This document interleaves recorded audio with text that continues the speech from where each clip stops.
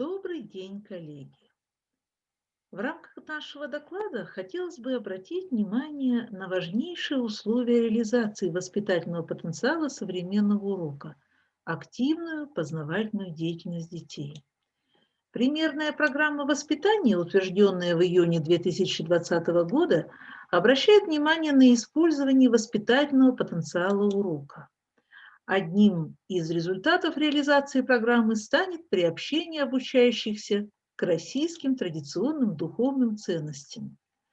Изучение темы «Святые воины земли русской» дает возможность формирования ценностного отношения к своему Отечеству, своей малой и большой родине, как к месту, в котором человек вырос и познал первые радости и неудачи. Но достичь этого результата без учета произошедших в нашем обществе и воспитанниках изменений и с помощью старых форм воспитания невозможно. Необходимы активные приемы, которые обеспечивают установление взаимоотношений субъектов деятельности на уроке как отношения единой совместной деятельности с общими активными интеллектуальными усилиями, организацию на уроках активной деятельности учащихся, в том числе и поисково-исследовательской, использование воспитательных возможностей предметного содержания через подбор соответствующих текстов для чтения, задач для решения и проблемных ситуаций для обсуждения в классе. Предлагаем вашему вниманию подборку приемов, которые способствуют разнообразному изучению учебных вопросов, индивидуальному, групповому, коллективному, активному взаимодействию обучающихся и учителю, живому обмену мнениями между ними, нацеленному на выработку правильного понимания содержания изучаемой темы. Итак, внимание! Один из первых приемов, о котором мы сегодня хотим рассказать, это цветопись. И здесь, я думаю, что все мы знаем, что этот прием используется, чтобы передать внутреннее состояние святого человека или героя произведения, суть его взаимоотношений с окружающими людьми. Например, мы задаем вопрос учащимся, какими красками вы можете передать атмосферу отчего дома преподобного Сергия Радонежского, а какими красками воспользуемся при изображении отношения святого Дмитрия Донского к врагам, напавшим на землю русской. Обратите внимание на правую часть слайда, где отражается символика цвета. Конечно, необходим и использование приема характеристика святого по плану. Кем был и в какое историческое время жил святой, образцом каких личностных качеств является он. Мы предлагаем высказать свое мнение ребятам о важности таких качеств в современных людях. Рассуждаем о том, какие подвиги совершил святой, говорим о значении образа в настоящее время, приводим свои аргументы. Мы хотим обратить ваше внимание и на работу с высказыванием. В левой части слайда вы видите высказывание, с которым работа происходит так. Мы предлагаем детям обсудить, как они понимают смысл данного высказывания, согласны ли с предложенной точкой зрения. Выпишите опорные слова доминанты и объясните их лексическое значение. Затем к этим словам предлагается подобрать синонимы, антонимы, слова, которые с ними сочетаются. Ребята могут убрать из высказывания все дополнительные слова, оставив только главную мысль. Затем мы предлагаем составить предложение или небольшой рассказ, соответствующий теме высказывания. Очень известным приемом является работа с рассыпанными пословицами и поговорками. Но мы еще при этом дополняем его просьбой к ребятам: соберите рассыпанные пословицы и поговорки и выберите те, что соответствует смыслу данного высказывания. Далее вы видите на слайде работу с деформированным текстом. Ребятам дается информационная карточка, а чтобы было легче, при этом еще даются и слова для справок, которые дети должны вставить в нужное место информационной карточки. Метод скрытой дискуссии. Мы его используем, когда работаем с фрагментами жития святого.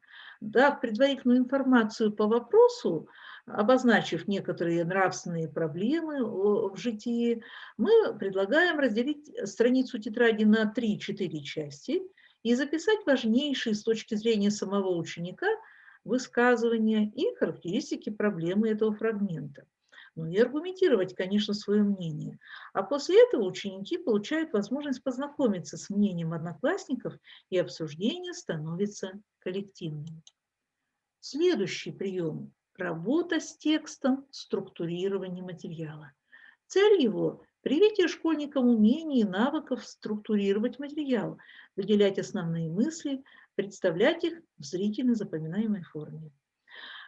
Самый простой способ – это представление основных мыслей в виде слов или коротких предложений. Второй вид оформления мысли – это придание формы данному материалу. При этом ребята выбирают либо схему паучок, либо генеалогическое древо, либо выберем себе тропинку. Ну и третий вид оформления – это представление главных мыслей через сокращение, замену их условными обозначениями, знаками. На первых порах мы ребятам даем вот такие информационные карты. Поработав с текстом, заполняя эти карты, дети затем объединяются в малые группы, обсуждают в них то, что они нашли. Ну и затем каждая группа, конечно, получает возможность коллективно презентовать свою коллективную работу и выступить по опорному конспекту. Метод демонстрации. На уроках духовно-нравственных дисциплин метод демонстрации нужно умело сочетать со словом. Вы видите перед собой портрет и икону замечательного русского флотоводца адмирала Федора Ушакова. И далее предлагается текст, который ребята заполняют, опираясь на слова для справок. На известных для всех приемах синквейный кластер останавливаться долго не будем. Мы понимаем с вами, что кластер – это графическая организация материала, где ученик записывает в центре листа ключевое понятие, а от него рисуют стрелки, лучи в разные стороны, соединяющие это слово с другими словами, от которого лучи расходятся, в свою очередь, далее и далее. Древо предсказаний. Данный прием помогает выразить предположение по поводу развития сюжетной линии в рассказе или тексте жития. Правила работы с этим приемом следующие. Ствол дерева – тема, ветви – предположения, которые ведутся к двум основным направлениям, возможно или вероятно. Ну а листья – обоснование этих предположений, аргументы, развивающие каноны. Эта форма задания целенаправленная, развивающего определенные интеллектуальные качества. Здесь вы видите перед собой опорную таблицу. На уроке она может применяться в качестве контроля или в качестве создания проблемной ситуации. Метод ассоциации. Учитель просит: давайте познакомимся со словом, дадим определение понятию. Затем можно предложить короткий экскурс в историю слова, и после чего дети отображают ассоциативный ряд. Так выстраивается веер смысла слова. Игра «Наполни ключевое слово». Технология игры. Все учащиеся получают задание найти 8 определений слова. При этом устанавливается короткое время. Можно поиграть в игру «Кто этот человек?». При этом один из играющих загадывает какого-либо святого, например, святителя Луку, воина Есенинского, а остальные участники игры задают вопросы ведущему, на которые могут быть даны только 2 ответа – да или нет. Игра ассоциации или игра мозаика.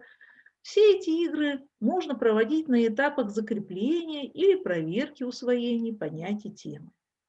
Таким образом, применение активных приемов обучения позволяет реализовать воспитательный потенциал урока через превращение знаний в объекты эмоционального переживания, организацию работы с воспитывающей информацией, привлечение внимания к нравственным проблемам.